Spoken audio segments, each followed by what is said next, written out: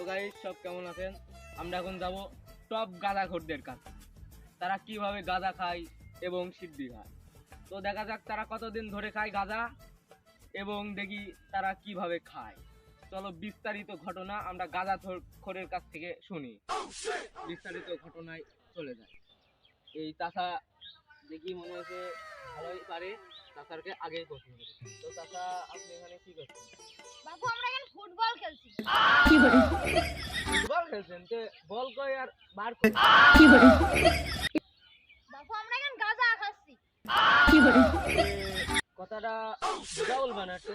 হ্যাঁ, বাবু তুমি বুঝলে কেমনে যে তোমার বুঝাবো?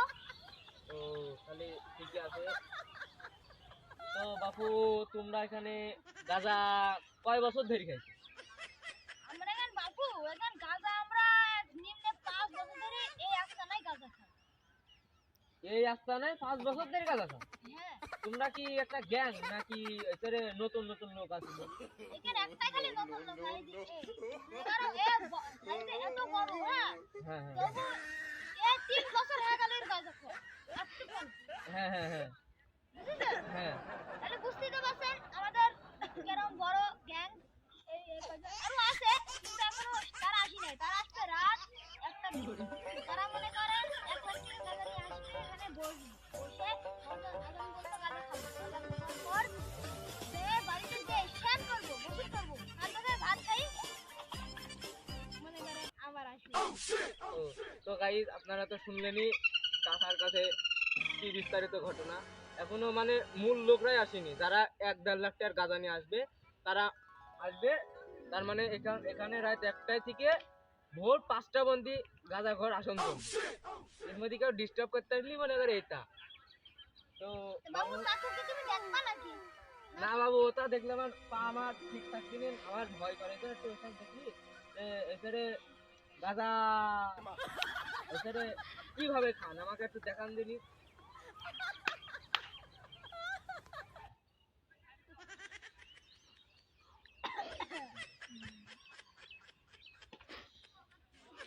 তো বাবু আপনারা তো দেখলেনই চাচার গাঁজা ঘর কেরম অভিজ্ঞতা। তো এক টানে কিন্তু মাথা মাথা একদম শেষ, মানে ধপ করে বেরিয়ে গেছে। তার ভিতরে মগজগুন 4-5টা মনে করেন তার ছিড়ি আবার 40টা মতো জোড়া লাগি দেখো টান দি আর এটা খালি বিলতে টান কিছুই দেখিনি আমার টান দিলে মুখ দিয়ে কাতারে ঘুম বাড়াই যায় তা বুঝি তো গাইস আপনারা তো দেখলেনই চাচার কত অভিজ্ঞতা। এক টানে মাথার মগজ একদম ঘুরে একদম ফাটিয়া যায়, আবার নাকি যায়। তার মানে চাচার খুব অভিজ্ঞতা বেশি। খালি জানা যাক ওই ভাইটার থেকে ওই ভাইটা কিভাবে গাঁজা খাচ্ছে। আমি তো দেখছি মুখের মধ্যে গাঁজা ধরিয়ে রেখেছে কখন দিন, কিন্তু এখনো বাইর করিনি। হ্যাঁ, তো গাইস ফোকাস করো, ক্যামেরাম্যান ফোকাস হবে। তো গাইস দেখো আমাদের চাচা কি টান্ডায় দিয়েছে, মাথা ওরা একদম ঘুরিয়েছে, মানে মাথা ঘোরা টান। তো বাবু দাঁড়াও আমি আপনাকে কিছু প্রশ্ন করতে চাই, আপনি কি উত্তর দিবেন? হ্যাঁ, আপনি হচ্ছে গাঁজা জগতে কতদিন আছেন? 4 বছর 5 বছর হবে 4-5 বছর? তাহলে তো শুনলেনই তো 4-5 বছর আছে। তো আপনি কি রেগুলার গাঁজা খান নাকি? হ্যাঁ আমরা রেগুলারই গাঁজা খাই প্রত্যেক দিন? প্রত্যেকদিন গাঁজা না খেলে আমাদের ভাত হবে না, ভাত খেতে ভুলে যাই কিন্তু গাঁজা খেতে ভুলি না। তো গাইজ আপনারা তো শুনলেনই এই বাবুটার কি অভিজ্ঞতা। কিন্তু তোমার গুরু কি নাকি তোমার গুরু? আমি ওদের গুরু।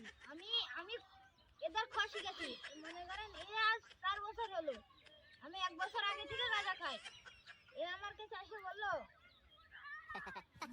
ভাই আমার তো জানের ভিতর অনেক কষ্ট এবং অনেক দুঃখ, আমি তো হাত দিয়ে মুক্তি পাইনি, আমি তো গাঁজা খাওয়া শিখাচ্ছি।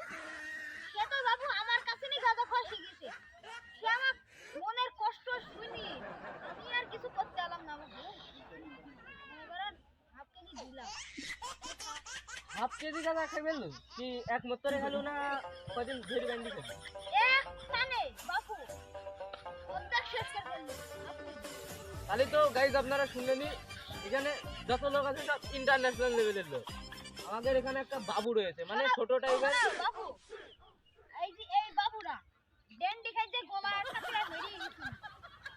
একটা কুকুর বুঝছি, একটা লোক এসে দাদার পোল্ট্রি নলির ভিতর ঢুকে দেওয়ার কারণে আজও বেঁচে আছে।